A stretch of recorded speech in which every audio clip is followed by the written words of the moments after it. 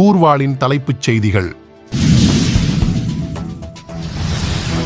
கொம்பன்னி வீதி காவல்துறை கொழும்பு சர்வதேச பள்ளியைச் சேர்ந்த 15 வயதுடைய மாணவன் மற்றும் மாணவியின் மரணங்களைப் பற்றி விசாரணை செய்து வருகிறது. இந்த வருத்தமான நிகழ்வு தற்கொலைதானா அல்லது துரதிருஷ்டவசமான விபத்துதானா என்பதை கண்டறிய இந்த நிகழ்வை பற்றி காவல்துறை விசாரணை செய்து வருகிறது. அவர்களின் முகபாவனைகள் மற்றும் அசைவுகளை காட்டும் சிசிடிவி காட்சிகள் அடிப்படையில் இது தற்கொலை என்று உறுதியாக கூற முடியவில்லை என்று காவல்துறை பேச்சாளர் டிஐஜி நிஹால் தால்துவா தெரிவித்தார். சிலாபம் கொழும்பு பிரதான சாலையில் மாதம்பே பகுதியில் சிமெண்ட் ஏற்றிய லாரியும் பயணிகள் பேருந்தும் மோதியதில் குறைந்தது 25 பயணிகள் மருத்துவமனையில் அனுமதிக்கப்பட்டுள்ளனர்.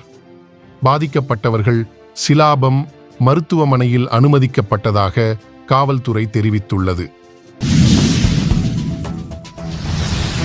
ஜனாதிபதி ரணில் விக்ரமசிங்க இன்று தெரிவித்ததாவது, ஜனாதிபதி தேர்தலை நிறுத்த வேண்டும் என்று உச்ச நீதிமன்றத்தில் அடிப்படை உரிமைகள் மனு ஒன்றை தாக்கல் செய்த சமிந்திரா தயான் லெனாவா இந்த மனுவை தாக்கல் செய்வதற்கு முன்பு ஜனாதிபதி அல்லது அவரது சட்ட பிரதிநிதிகளுடன் ஆலோசனை செய்யவில்லை என்று ஜனாதிபதி ஊடகப் பிரிவு தெரிவித்துள்ளது.